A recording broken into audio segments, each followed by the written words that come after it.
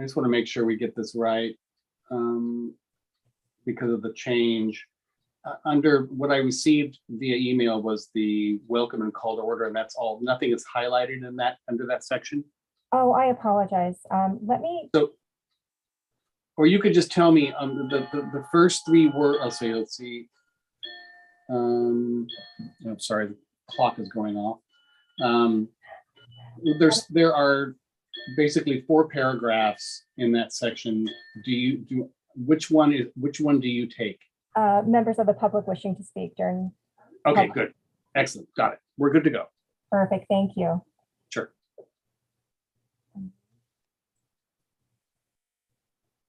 Oh, there we go.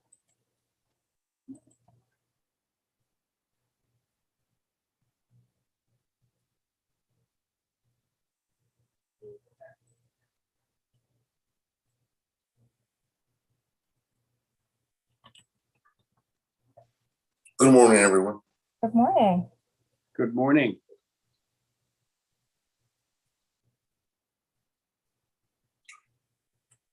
Eileen, let me know when we're ready to proceed. We are ready to proceed. Okay, excellent. Well, I'll bring the meeting to order on this November 9th of 2021, the Economic Development Subcommittee. The Economic Development Subcommittee will be conducting today's meeting in a virtual setting using Zoom webinar. Committee members and staff are participating from remote locations and or practicing appropriate social distancing. Members of the public may view and listen to the meeting as noted on the city's website and as noted on the agenda. Members of the public wishing to speak during item 3, public comment, or during public comment hearing items will be able to do so by utilizing the raised hand feature, raising the raised hand feature, or by pressing *9 on their phone. They will then be given the ability to address the committee.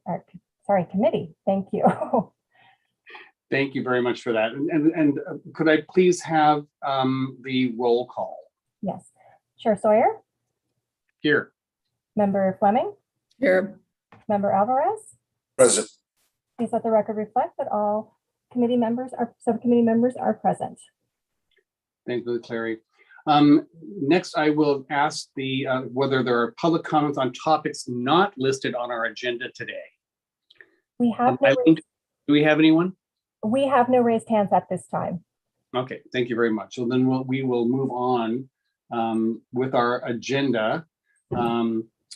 And as per usual, it's not pulling up for me. I've been having issues with the internet all morning long. So if you would like, the first item is going to be the Economic Development Draft Strategy Review. And is that, Raisa, is that your item? They're all my items. I was going to say, is there anything that isn't your item this morning? Yeah, we happily have a lot of help today in guiding us through the discussion. So Eileen, do you want to pull up thank you. Okay, so this first one, I just want to give you an overview on the strategic planning process we've been going through. And I know that I gave you a sort of written briefing on this, but I thought it would be a good opportunity to go over, personally, the process that we've been going through for this program. So next slide, please. Okay, so first off, there are a number of reasons why we needed to embark on the process. So despite the fact that it's been years overdue, the timing ended up being actually pretty good for us to start this. And while we've gone through a series of reorganizations over the years, and especially since the last time we did a comprehensive plan, I think what affected and sort of continues to affect us more are some of the changes, the organizational changes that have happened. And we had a good start on implementing some changes in the reorganization, but some of the elements of it didn't end up really being completed, or we sort of had some changes and movement and distractions, I have to say, through the emergencies of the years as a result of some of the personnel changes and such that we've been going through. And also, I have to say, it's on the emergency front, it's just no small matter that we are actually making our way through the 4th year of emergency response and recovery efforts, and are on the precipice of getting a new city manager. So again, for this and many other reasons, it was a good time to really work to sharpen the edges of the economic development program. And so to do that, we started with the questions that you see on this slide, which are, what does the community want and need? Are there good models we can learn from? What's the current state of the division? And how can we leverage integration and partnership, knowing that so many of the economic development tools and resources lie in other departments and actually within the community itself. So next slide. So the other piece of good timing is that we ended up using a totally different consultant than I think we would have had we started this back in 2017. So I feel fortunate that we were able to contract with the social impact strategy firm Third Plateau. They're based out of Sacramento, but have done a lot of work within the county.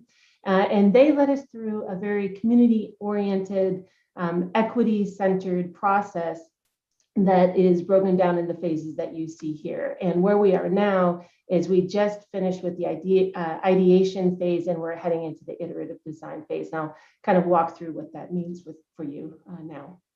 Next slide. So the first main phase was the learning phase, focused on research, interviews, focus groups, and a survey, as well as a SWOT analysis. And I have to say, the last time we did a comprehensive strategic plan, it was when I started.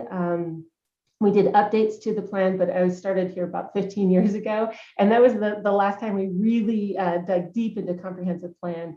And I have to say that it was oriented in a more monocultural way, and was very focused on traditional businesses without as much consideration of sort of the workforce considerations that we brought into the fold this time. So for this, one of our objectives was to be at least a little bit more balanced, but obviously it being economic development, it's focused on business. And to this end, we were very intentional in being as diverse and inclusive as we could in planning for and also inviting involvement on our interview panels and our focus group, as well as the steering committee that we ended up with. And also, I have to say we did pretty good on the survey response rate, especially from our small business sector. We sent out the link to as many of those we could on our business tax certificate list that provided emails for us. Next slide. Oops. So between the survey interviews, the focus groups, and the research outlined on this slide, which just is really, it outlines our case studies and best practice approach, we were able to lay out a decent foundation and process heading into what Third Plateau calls the ideation phase. Next slide.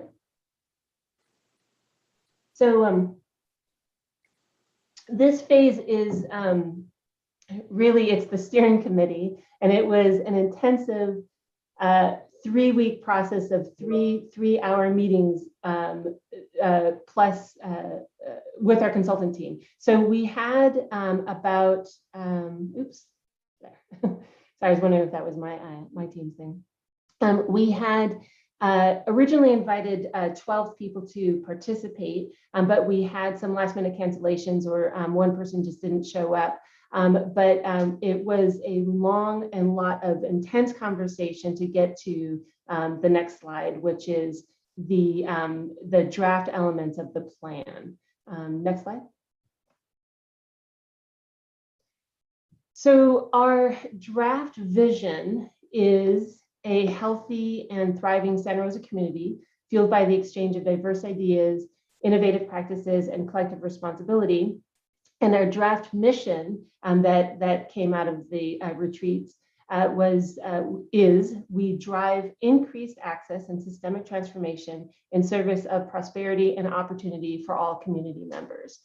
I want to note here that strategic plans are generally best and really good for about a 3 to 5 year span. And we decided early that this strategy would be a 3.5 year plan, which we anticipate kicking off in 2022. We've been intentional in connecting our consultants with Seed Collaborative and making sure we're aligning with the work that they're doing. And then we also are working with the advanced planning team to ensure and maintain a connection with the general plan update. So Amy and Beatrice in particular have been incredibly helpful already as we embark on the iterative design phase to flesh out the 4 strategic focus areas here. And the other thing is I just want to emphasize the word draft in this because we've already started to make some changes in wording so that it'll be reflective of the input that we're getting as we roll out the fleshed out plan.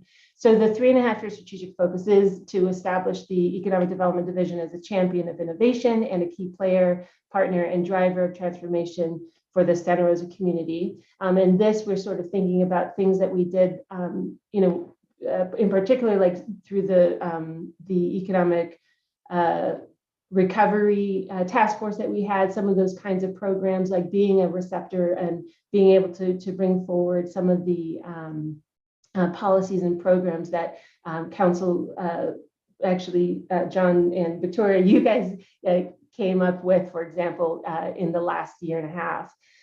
The second thing is design and implement data-driven policies and programs to elevate and support BIPOC, LGBTQ, and women-owned businesses and social entrepreneurs, giving back to the community.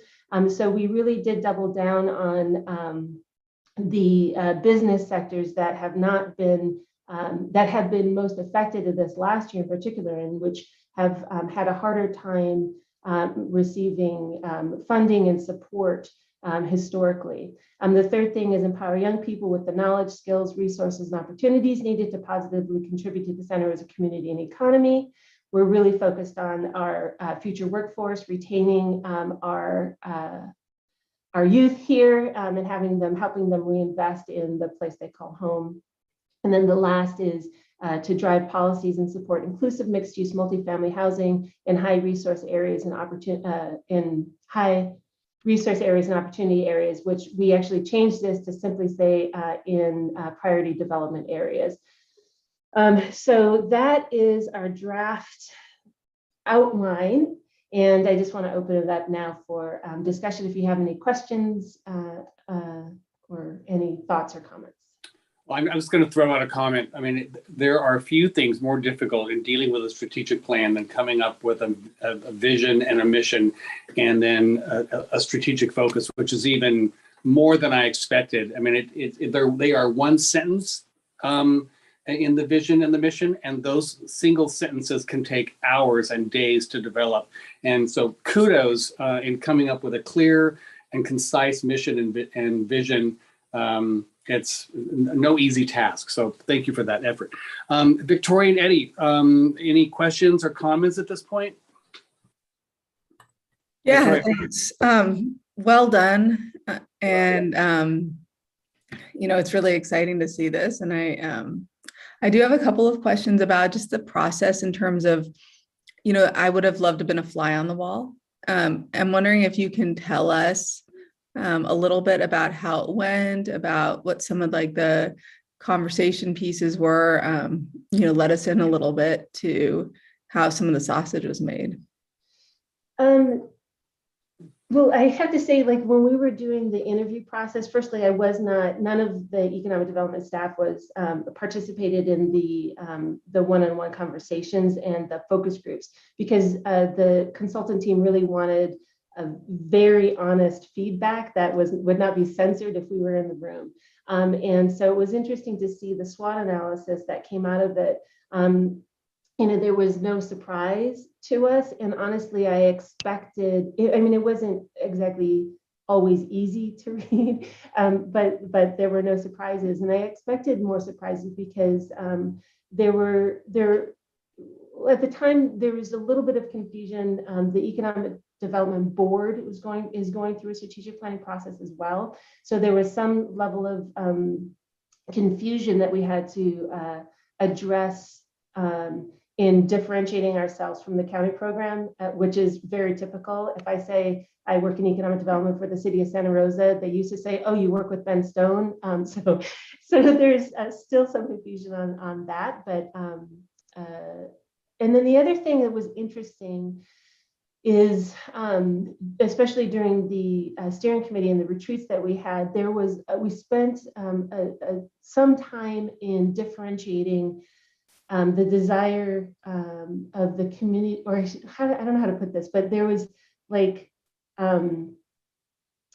there was conversation around an economic development strategy that should be more integrated into a citywide strategy, and differentiating what's possible through the economic development division in coordination, and again with the support of and partnership of all the departments in it. So how to set a focus and a vision that is ours, but there was a lot of like questioning, why isn't this a citywide thing? And I'm like, well, number one, the city isn't going through this process, the economic development division is, and two, it's not to say that it is inconsistent with council goals and the city mission broadly. So I think those are two of the things that I would highlight. And actually, Socorro, really quickly, Socorro was in the steering committee with us. Is there anything that you would add to that?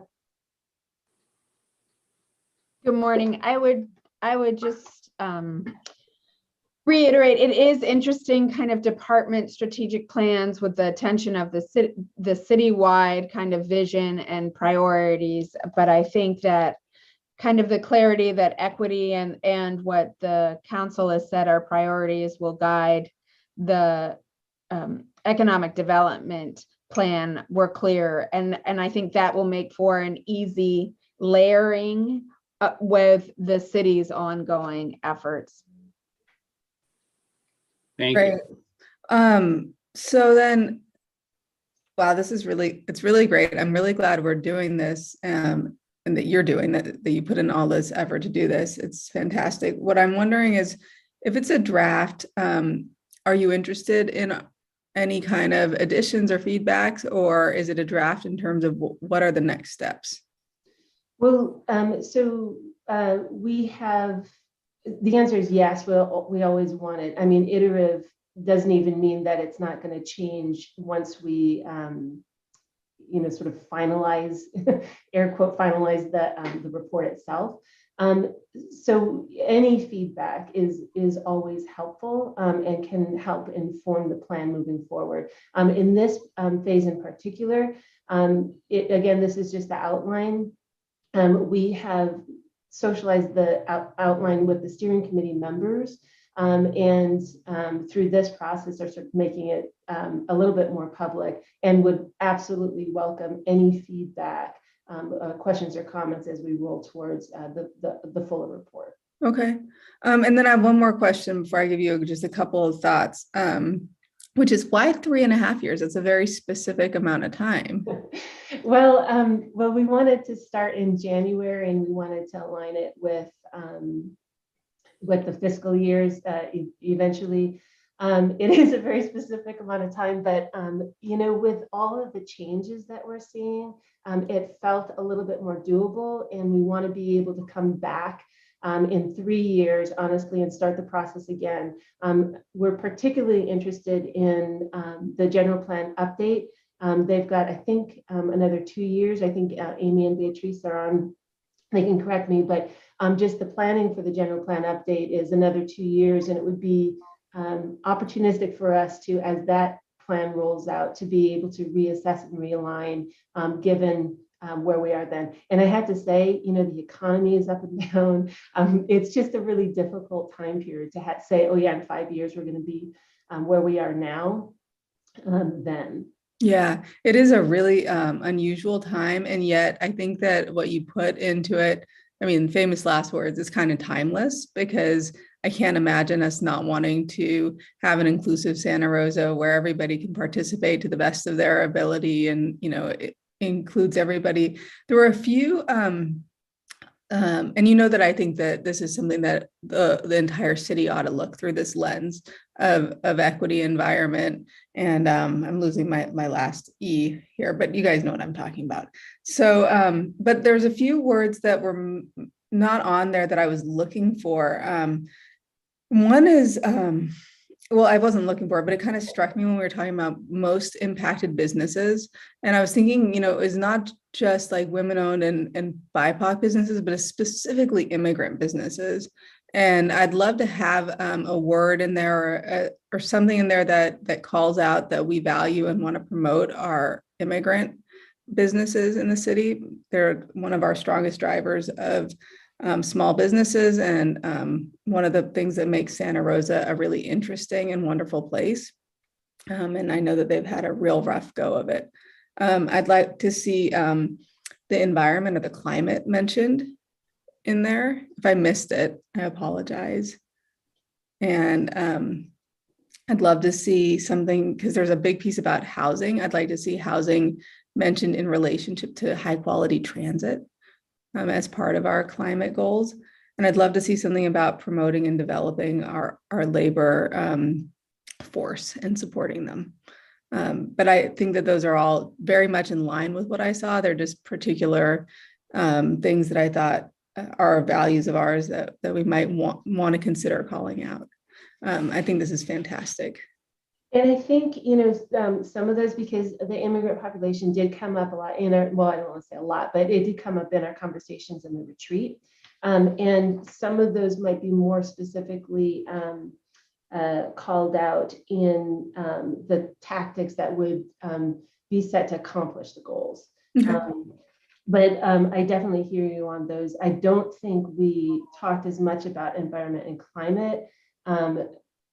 Though I think in the next presentation, you'll see that we're considering that in data and in our equity lens that had that overlay specific to environment and environmental impacts on communities. Yeah. So I think we'll work on that. That's super helpful, because I think there are some of those that we could reinforce. I'll offer you just this anecdote, maybe it'll make you chuckle, which is last night at work at the county. I have a very conservative coworker who is watching Fox News on her earbuds, and I walked behind her, and the headline on Fox News was "Majority of young people have climate anxiety," and I was like, "Whoa, Fox News has picked this up." So, anyway, thank you so much, you guys. Thanks, Victoria. Eddie, any questions? I'm laughing at the climate anxiety. I mean, Yeah. what a terminology, right?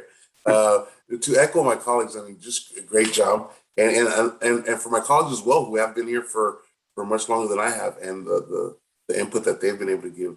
I guess the only question left is, what were the lessons learned? We'll be revisiting this in 3.5 years. What would we apply that you felt you could have applied this time, and kind of put that into the book, so when that time comes, we can be looking for those things and possibly remind, hey, I remember when you said this, as a friendly reminder, and for us to really just play with it in our mind and see how we can assist you in doing so.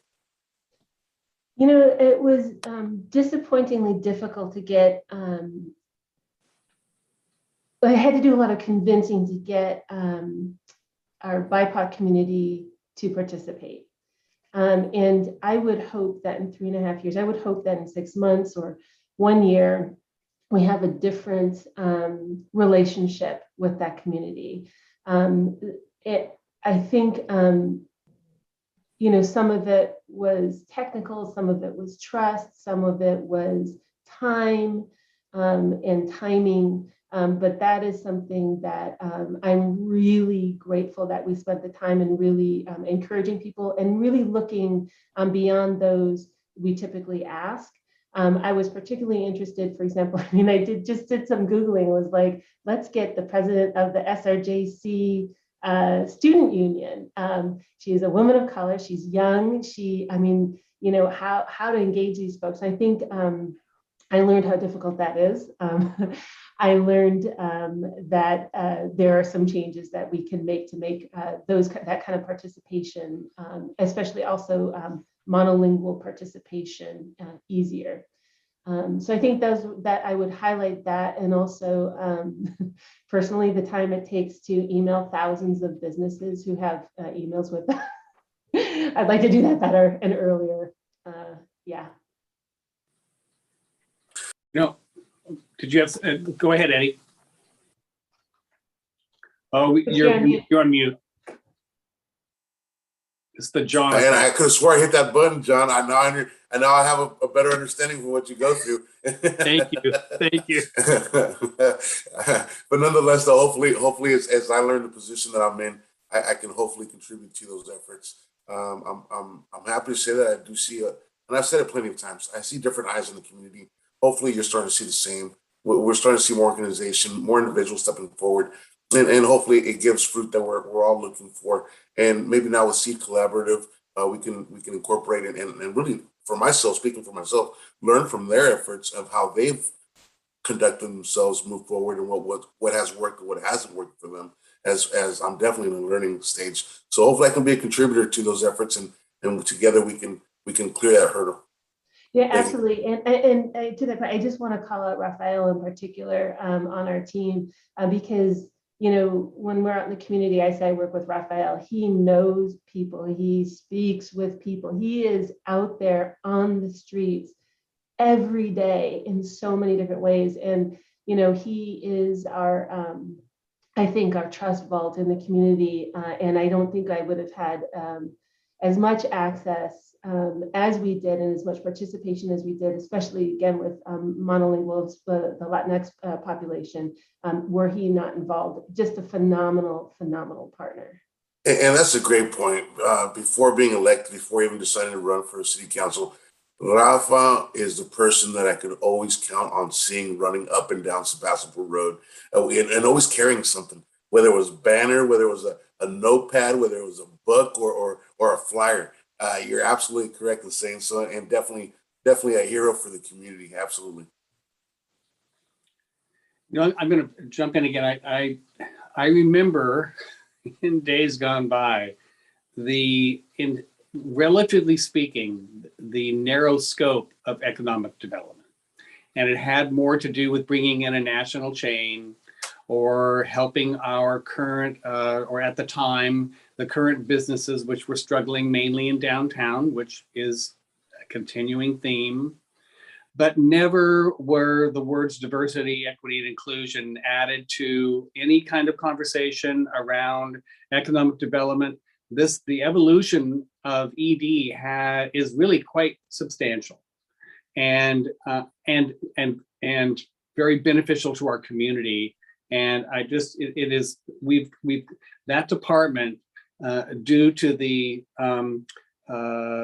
activities and the leadership of your team, you and your team, Raisa, and Socorro, and I mean, there are so many people to thank to acknowledge the evolution of economic development in Santa Rosa. I mean, it has almost flipped from where it was before, very much status quo, and now it is not. And it's a breath of fresh air to see. It opens up doors that were not open before, and acknowledging individuals that are looking for economic development and economic success that were not at the table before. And so I really kudos to everyone involved in changing the dynamic and the paradigm of economic development in Santa Rosa. So I'm so pleased. Could I just touch on that for one moment? And that is, you know, we are still going to continue on the business attraction, retention, expansion component of it. We're doing it a little bit differently, but, you know, we have myself and Raphael, who are economic development program focused, myself and Tara, who are arts, events, and that other component. And we've been able to merge sort of we have limited funding sources, but we've been able to merge the arts program and the tourism programs to be economic development driven.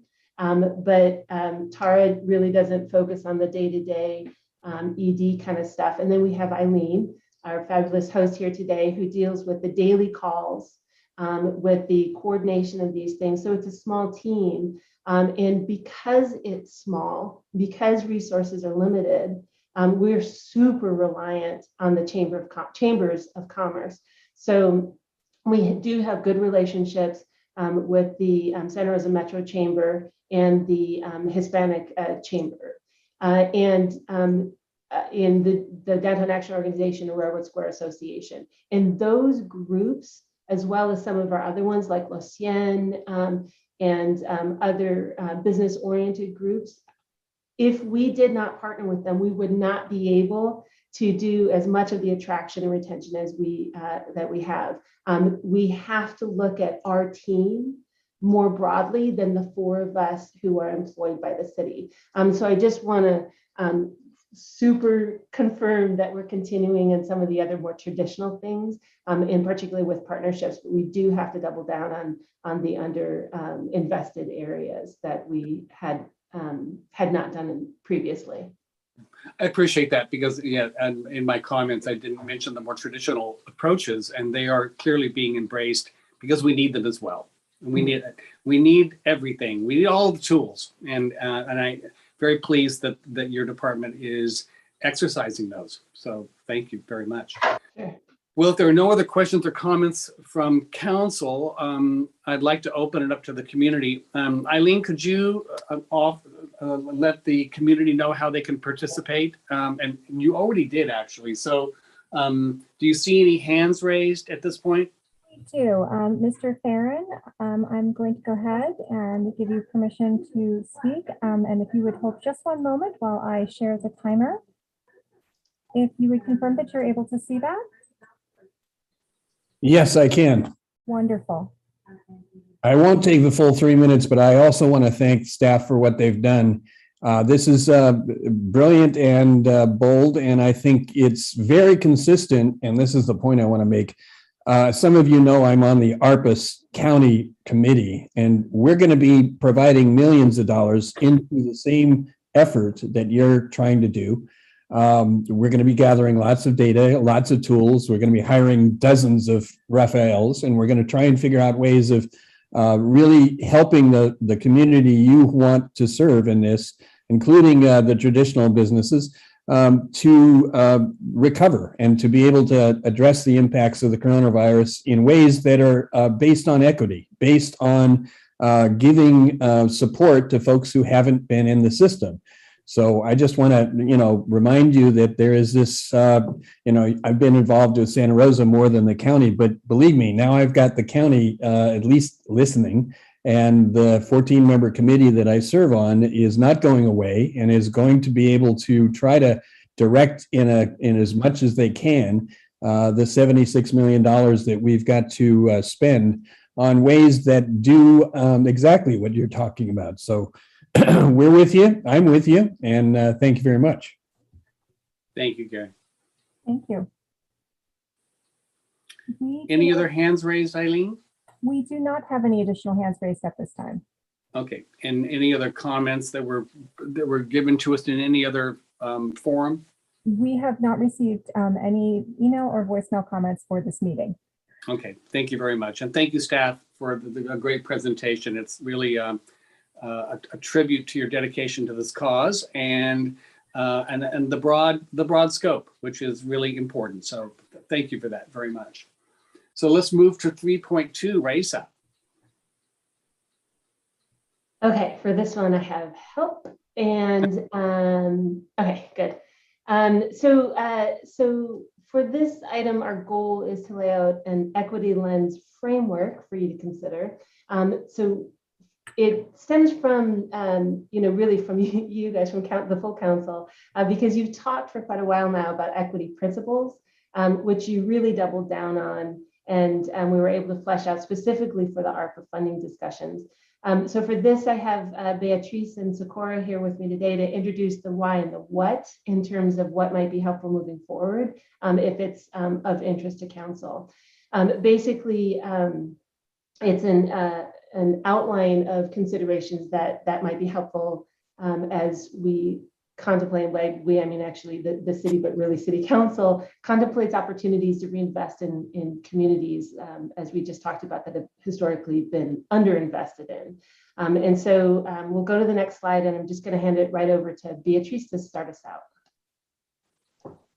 Thank you, Raisa, and thank you for the invitation. I am very happy to be here. Just wanted to say that we're going to present this to City Council next week, but you will have a preview, and I would love to have your feedback on this opportunity that we have to present equity priority communities. And basically, the conversation that we have been having with the economic development team, as well as the equity officer, has been how do we create data sets for providing equity, including equity in the conversation. And so for the planning department, specifically for the outreach group, we have been working on identifying what it means, areas of vulnerable, underrepresented, and historically marginalized populations. And the way that we identified this was following the Metropolitan Transportation Commission methodology, and they call it equity priority communities. This is a way to shift the conversation from just vulnerable communities or communities of color or underrepresented communities. We want to say, how are we going to change what happened in the past? Acknowledge that we have had policies that were discriminative or that created disadvantages in the communities, and how are we shifting that to prioritize certain areas of the city. And specifically for this one, you can see the city limits are on the orange area, and the orange line, those are the city limits. And then we have on the blue area, it's we created the data sets to identify in the county of Sonoma specifically, which are the top 25% census groups, which is a very small area where we can track where people of color live. The highest percentage of people of color, and those are the blue areas.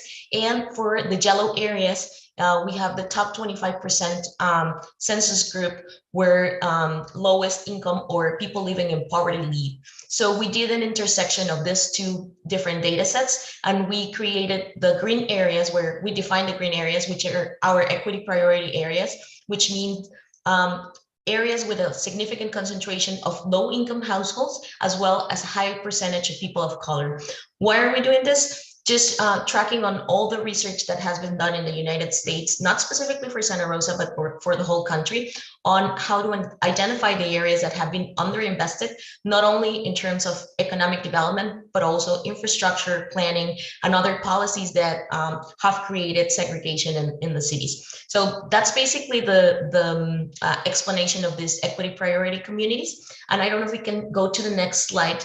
Just to show you what else we have in the tools, we created a data set where anyone in the city, not only the teams, but people coming from any place, in any resident, and people even from outside of Santa Rosa, can access information related, for example, to health insurance. How are these areas that we tracked similar to the equity priority areas? And you can see on the first map that we have, we're talking about the percent of people without health insurance. And you can see that the pattern is very similar to what we saw on the equity priority areas.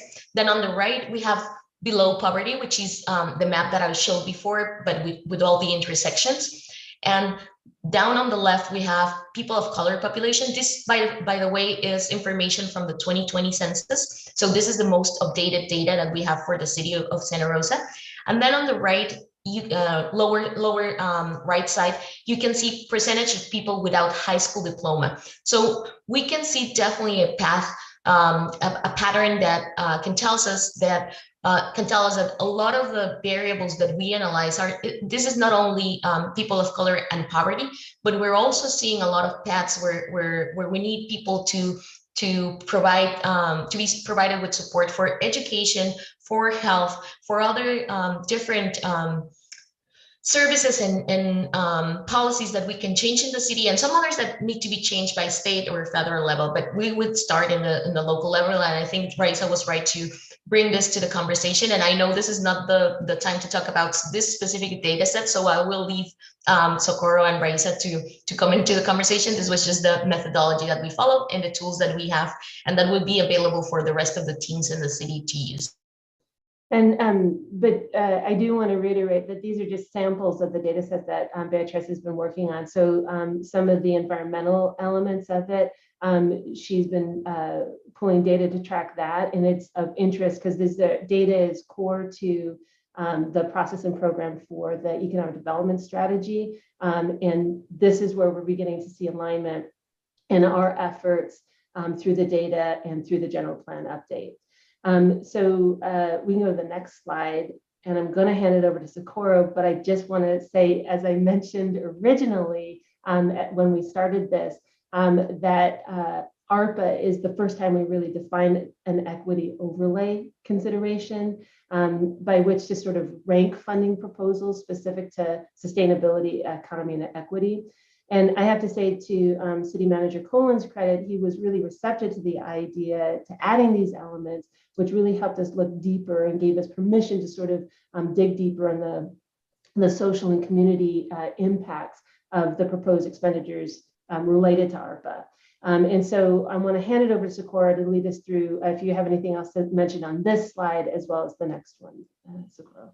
Well, I just want to ground us so that ARPA is an accelerant, right? It definitely is a federal requirement. It's embodied in the ARPA legislation that we acknowledge the disparate impact that COVID had, that the economic kind of crisis that followed COVID had, and that it is built into how we think about this next level of investment. And so what we're proposing, and so in ARPA, for example, it identifies the qualified census tracts. And they have their way of identifying through poverty the areas that require deepened investment.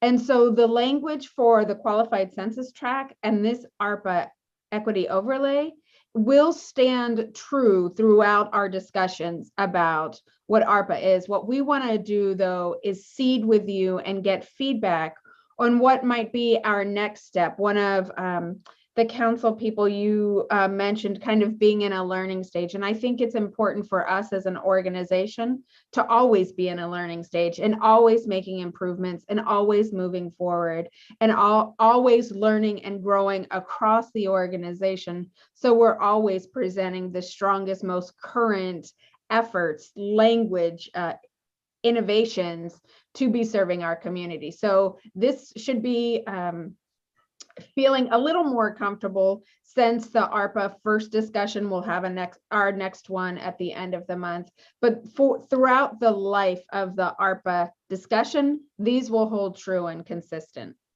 Next slide. This, though, might be clarity on once we are able to, so that was a federal mandate, federal dollars, and then we'll also have, to Raisa's point, the economic development strategic plan, we'll start having local, more contextualized to Beatrice's work and the maps that aren't just qualified census tract, but add more local context into areas that we're saying have priority and should be equity drivers. So when we think about now how we're going to define equity, the council's been pretty clear in the 3 pillars of climate justice, economic justice, and social justice. We haven't used those words per se yet, so this again is perhaps an evolution or a first round at what might be an evolution in how we think about this. Councilperson Fleming, you mentioned adding in language about the climate action plan, and so we might even refine this language to mention that as we consider environmental equity and climate justice and the burdens that some of parts of our community face, right? So there's that pillar, then there's the economic justice, which we've been talking about this morning, and the evolution of that from being, of course, we want all businesses to succeed.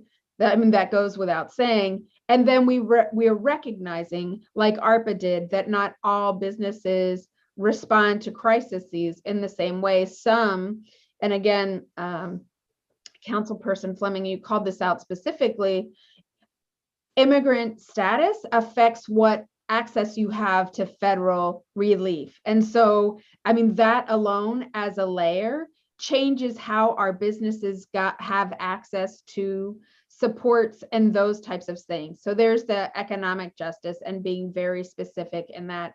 And then the last is in terms of community facing equity is social justice, whose voices are included, who's at the table, who is helping define what success is, what the problem is, the types of solutions that need to be in the table, and how implementation is going, because we know even with great plans, sometimes the way things are implemented, there's a distance between what we thought would happen and what actually happens.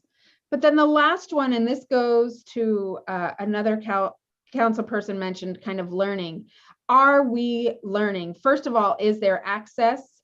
Does everyone have access to the way in which cities the city makes decisions and the city making structure for these decisions?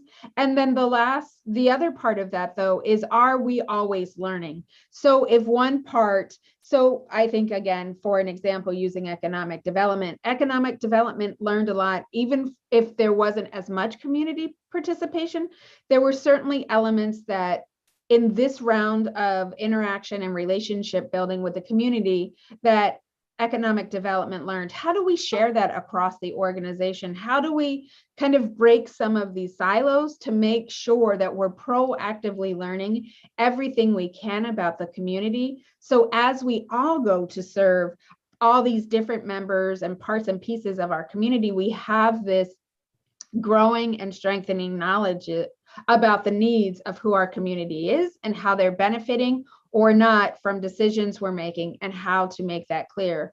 And then finally, in terms of place-based strategies, again, recognizing that ARPA had us really focusing on the qualified census tracts, which is a great kind of way to think about place-based investments, understanding that we can dive deeper, as Beatriz demonstrated, kind of with the layers of more specific information that we have in our community, and really locate areas that are qualified census tracts, but also a little bit more in terms of areas that need specific investment, have been historically underinvested in, and may at this time require a greater percentage of effort to kind of reach the expectation we hold for all of the ways that we support, whether it's businesses, communities, community-based groups, all of those things in our community. So again, this is just kind of perhaps a next step at thinking about how are we going to internally and to our community define, when we say equity, what does that mean we're looking at? How does that mean we're thinking about these things? What is grounding our decision-making as we move forward? But certainly a place for feedback, things you would, to use that example, words you might be looking for or think are important, kind of trigger words for how we're talking about this, or other comments and feedback. Great clarifications and presentation. Thanks, Socorro. Council, questions or comments?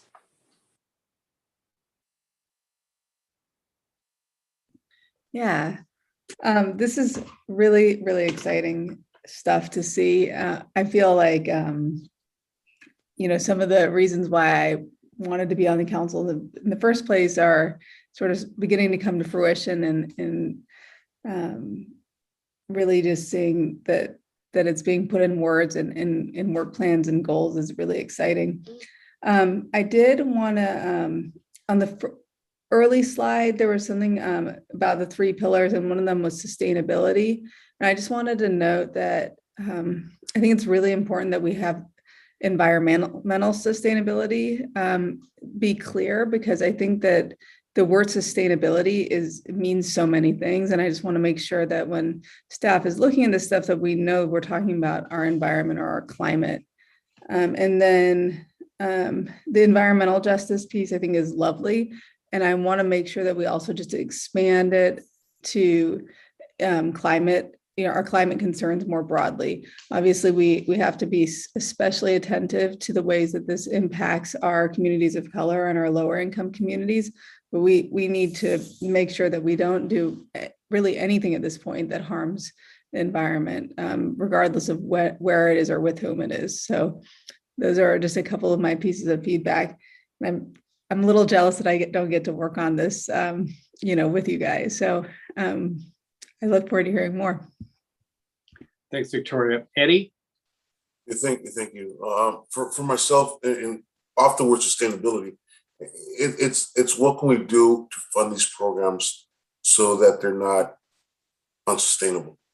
I see that there's certain departments within the city of San Rosa who do have a budgeted future that they can count on, and this allows them to be proactive, to assure that they will be around tomorrow, and it's more of a comment than a question of us showing that we are serious about the different justice, the different programs, and that we do want the citizens to know that we're serious about this. And when you ask me how can we make that happen, I believe it comes down to funding these programs, to assuring that they have a vibrant future. And I guess that really depends on us as a city council to assure that. Again, it's more of a comment than a question. I appreciate the report and really the focus that we are implementing into the system. And you have to excuse my dogs in the back; they apparently don't like the rain. Thanks, Eddie. And we'll all have an opportunity to go down the fiscal road next year when we're deciding on our budgets and where we put our priorities. So, and the difficult challenges therein. So we will be addressing that next year. Do we have any members of the public, Eileen, that would like to address this issue? We have no raised hands at this time. Oh, pardon me, we do. Mr. Farron, just one moment while I pull up the screen.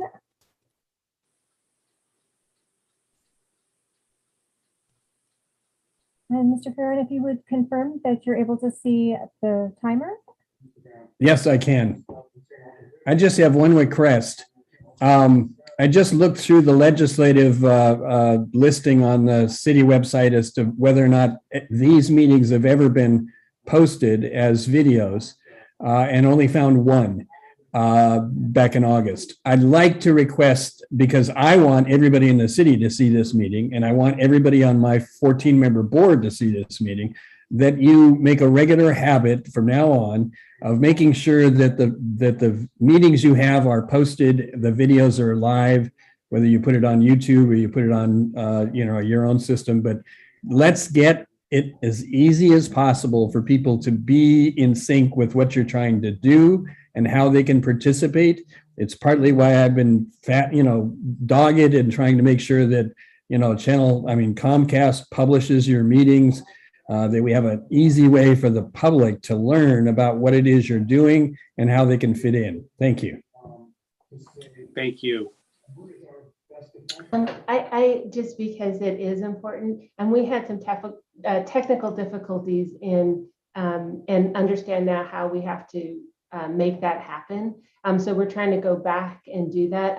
And I know Eileen is going to put this one up probably today, now that we understand how to do it. And we'll try to go back and do that with our previous ones eventually as well. Great. Thanks, Raisa. And thank you, everybody. Thank you, Beatrice, for your part in this. I know it was, none of these are any small endeavors, and I really appreciate the hard work that's going into this in changing the paradigm of how we operate as a city. These are no small tasks, and the successes will be well worth the effort. So thank you all very, very much. Raisa, 3.3. Okay, so this is the last thing. I just have to remind myself what we're talking about. Oh, the one-time funding. I just wanted to give you guys an opportunity to provide any additional input specific to the items from economic development that we're putting forward. and to let you know in preparation for the next study session. Firstly, it's been an incredible team effort, and we're all trying to row in the same direction and sort of elevate programs. But the items that we're moving forward with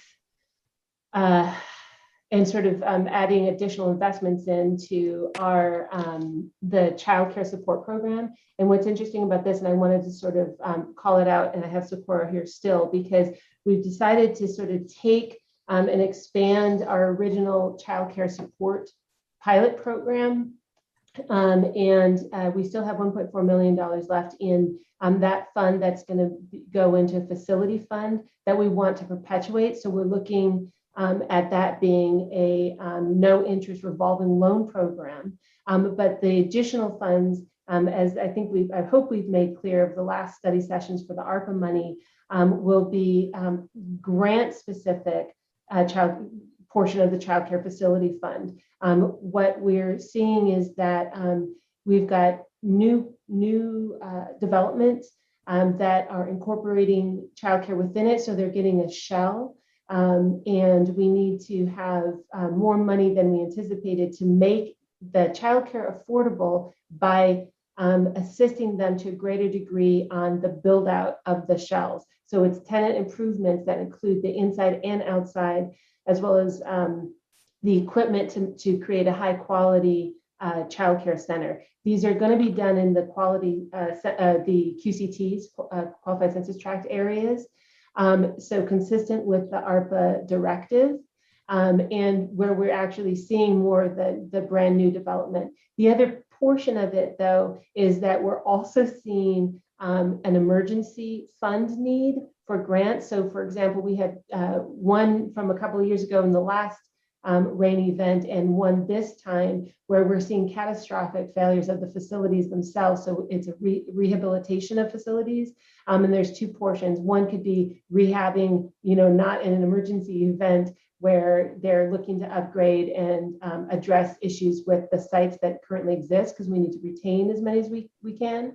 But the other is an emergency response grant, again, like the one that just shut down. It's infant toddler, which is one of our highest needs, and they are no longer able to operate, and we're scrambling to find them a new facility that's temporary and get their old one up and running. And there are no funds to be had for this, so we're adding that element into it. The other thing is there was an interest in like the baby bond concept. And so we thought, all of this dealing with childcare, let's sweep it into that program. And so we're looking at, instead of sort of baby bonds, we're working again with First Five on college savings account. And then the third piece of it that we're adding into this, that we're seeking funding for through ARPA, is the Family Child Care Shared Services Alliance. So this idea that we have affordability and access, we have facilities, but we also have wages and resources. So we really need to establish the three-legged stool for this industry to sit upon. And so we're thinking that these things are adding to that. Anything you want to talk about, Socorro, on the childcare support program, the children in childcare support program that we're doing? I just encourage us also to think about it as a micro entrepreneurial start. So what it would do, it would help support in our QCTs, specifically in Roseland, of course, starting, it would help lift new small businesses that are focusing on infant and toddler childcare, and investing and assisting in helping them stand up as a business, helping them have financial coaching on kind of creating the quality situation. So it is twofold in that it both serves the need we have in the community for infant and infant and toddler childcare, which, as Raisa was saying, is one of the hardest to do. It is almost always best received in home childcare centers because of just many parents and families don't want to be putting their little one in a huge kind of center-based facility. And so the trust factor in smaller home-based centers is much higher, particularly culturally. And so it would both serve that need and it would lift bilingual, bicultural women as business owners starting in this vein and coach and facilitate them through growing that business out. So it would be, it's a win-win-win. It's just a beautiful win-win-win. And working with someone like First Five, who brings in both the business aspect and the quality childcare aspect, is really a strong partnership. Outstanding. I love the expansion of the horizon of and identifying what's really important and how to get raising that comfort level, being aware of that and responding to that as quickly as possible, because it's we certainly need the services. I'm curious about one thing. Well, go ahead, Raisa. Well, I was going to say there's two other things that we're bringing forward, but I think you know about them. Again, UBI, we're trying to reconnect with universal basic income.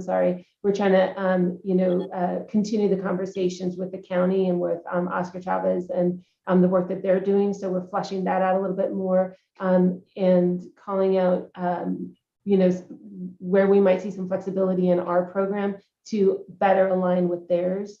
The timing is right, but they had sort of where we came up with our funding proposal was honestly through the mayor's Facebook page and understanding what, how he wanted to invest in it. But I think any funding that we put towards a program that is coordinated and that aligns and overlays with the other social services networks is good. So we're moving forward with that. And then really, we heard what you said about, we took the feedback and we're trying to interpret the feedback from the last study session. And we're looking at additional investments and programs in our most needy areas, such as Roseland. And we're putting together some bold proposals and some backup plans for that specifically. So that ends what I wanted to say. Excellent. Thank you. I do have one clarifying question about the baby bonds, which I think is this classic upstream investment that is really exciting. But I had mentioned before about the investments and how to parlay the monies that we would originally, the seed monies, and then how to determine the best place to put that money, because it's going to sit for a long time, and it's $1 million. And if we were to, assuming that we went forward with that, which I expect we would, how to best invest that $1 million so that when they finally end up going into a college program, that money has been growing steadily and carefully during the years. Have you tackled the investment concept yet, or is that still kind of pending? Well, it works with the state and federal 529 college savings plan. So it's really kind of has a research base of how it works and how those monies are invested. Because you're right, it does. And that's the whole goal, right? That it's compounding over time. And so initial investments early are growing over time. And so we can have the investment mechanism behind that. I do believe First Five has identified a banking partner. The other is that for the college savings program, we would be matching First Five investments. So there's an initial investment, and then they're kind of like bonus investments for the more interaction that the family is having with the program. So whether it's financial literacy coaching or post-secondary education, which is college and all other forms of post-secondary education, right? So it does lend itself to strong trades, further education in the trades industry and construction and all of those things, kind of so that students have broad opportunities for financial security after high school. So we can make sure at the council meeting, we have a little bit more information on the investment strategy behind the 529 investments, but we would be working with certified banks and the certified program so that the money would be handed out actually within the 3 years to the families and would be sitting carefully monitored and invested for the families through financial institutions. Outstanding. I love the idea that we don't have to reinvent the wheel. That's certainly not something we want to have to do if we don't have to. So thanks for that clarification. I know that the council will be pleased to hear more detail in that program because it is exciting and just a real boom to education. I love that. I love the diversity of educational concepts from the trades. You know, they just, as opposed to a traditional, you're going to college or you're not. Well, there are a lot of people, myself included, that did not go to a university. And I'm so pleased to hear of the variety of opportunities that we're giving our youth, because not everyone wants to stay in school, and there are all sorts of other educational opportunities. So thank you for that. I appreciate it. And I think one of the key points, John, is that we're trying not to reinvent anything because we have a finite period of time in which to expend these funds. And so we are being, at least the ones that we're proposing here, are being really specific about aligning with existing programs or leveraging existing programs so that we can get the funding out as quickly as possible. But and something that's really super important to speaking for myself it's how do we seed something that will allow the perpetuation of a program. So the programs are not, okay, we're out now, we're done, sorry, but really intended to sort of introduce something that potentially has the ability to live on its own with that push that the city's giving it. Yeah, that's vital. I appreciate that. Thanks. Eddie? Questions or comments? I do have one actually, and it's perfect timing. Sometimes you can't align the stars any better. This morning I had a constituent reach out and asking about starting a daycare. So if I could, and definitely I'll be taking notes on this, what is the current process to start a daycare from someone's home? And what are the proposed changes that would apply to facilitating the process for a person to begin a daycare? Well, so one of the things that we did with the first round of funding is we supported 4Cs in expanding their sort of training program, and they have a program specifically for 4Cs that helps people get licensed and set themselves up in business. And I have to say that is where I recommend anyone start. And I will say too that family childcare, home-based childcare is the bulk of our system.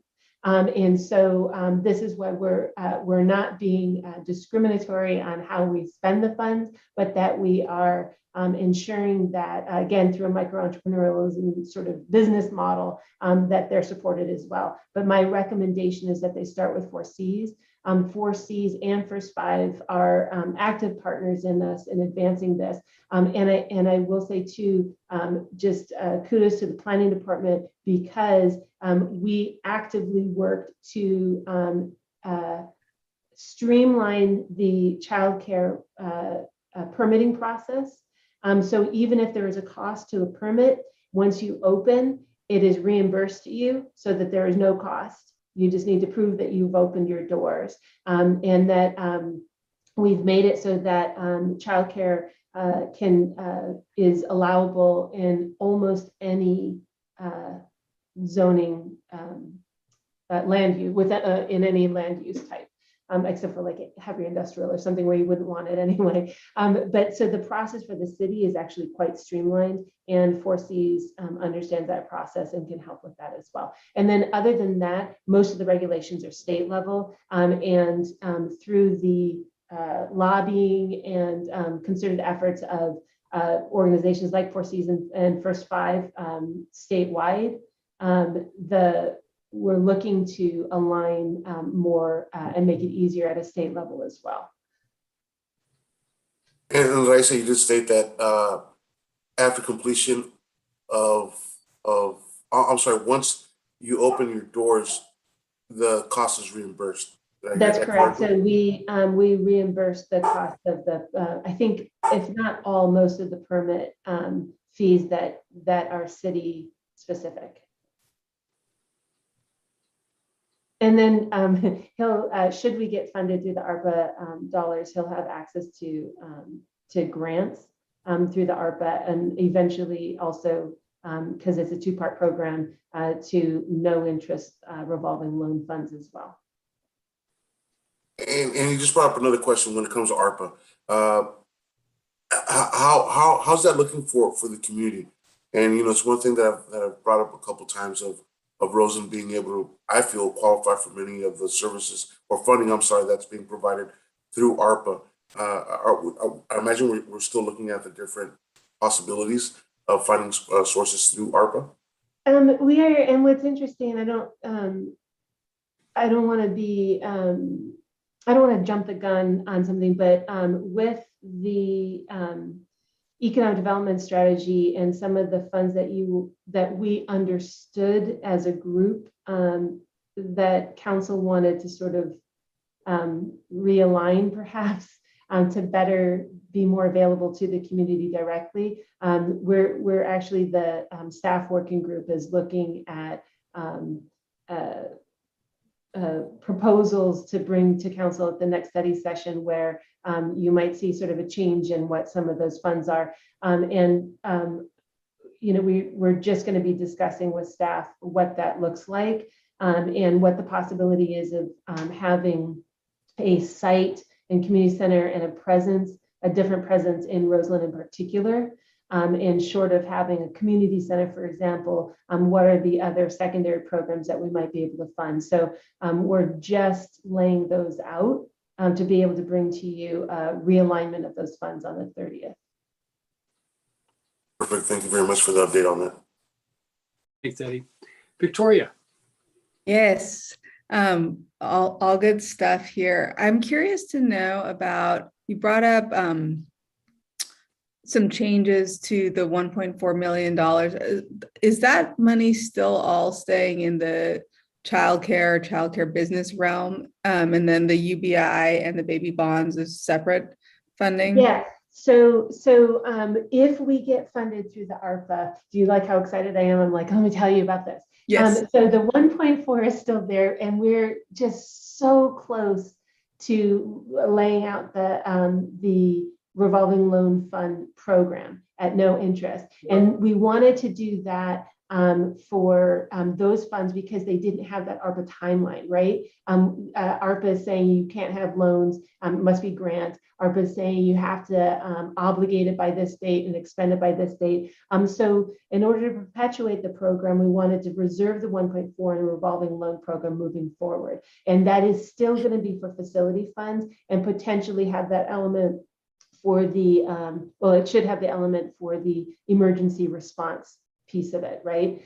And then, and we want to leverage it because that 1.4, if we can get additional, like we did with the 600,000 that we did for the first phase of it, which was the trainings and the grants, we were able to make that 600,000 through the support of First Five into almost 1.1 million. We're looking to do that with the 1.4. So we're going to continue to add to that so that we have a bigger program moving forward. So that exists and that is not going to change. It is the ARPA funds that we're looking to modify. And so going from the children, the child care support program to the children and child care support program, and is only with the ARPA funding that we are adding in these additional elements, including that business support. And including still grants for facilities that will kickstart the revolving loan thing, but we can expend within these 2 years at no cost within the QCTs. So yeah. Hopefully that kind of clarifies. It does clarify. I mean, I would be lying if I said I had a complete, if I could explain it to somebody else exactly, but I think I get it. And I just think about while it's a really challenging time to be in government, couldn't be a more exciting time to be able to make some of the things that we wanted to see go for a long time and get them into action. And I love the energy. I'm pretty happy about it. It's exciting to see you guys excited about it as well. I did want to pick up on one piece here around the permit refund. It's lovely that the permits are going to be, the fees are going to be refunded, but been going around with the water department on the water demand offset fees, and just how much a fee on the front end of something, or even the impending fee, can dissuade a potential business owner. And I'm wondering how much these fees are, and if there isn't a way for us to, you're saying the county, they're county fees? Or are they state fees? It's the, so I'm not including water fees. Water is a totally separate beast, and I would not be able to speak about them, but I am saying the fees that you have to pay when you're going through the permitting process through planning for like entitlements and such. And I can send out additional information on this if you'd like. It is Okay. those fees that are reimbursed. So I don't know how much those fees are, but I'm guessing that if they're, you know, anywhere over $100, that's going to be a significant disincentive to, I mean, if you're the kind of person that we're targeting to help with this kind of business, it may be something that you just don't have to wait to get the refund. And if there's, I don't know if there's a way for us to use some of our ARPA funds to just pay for those fees, because this is something that we want.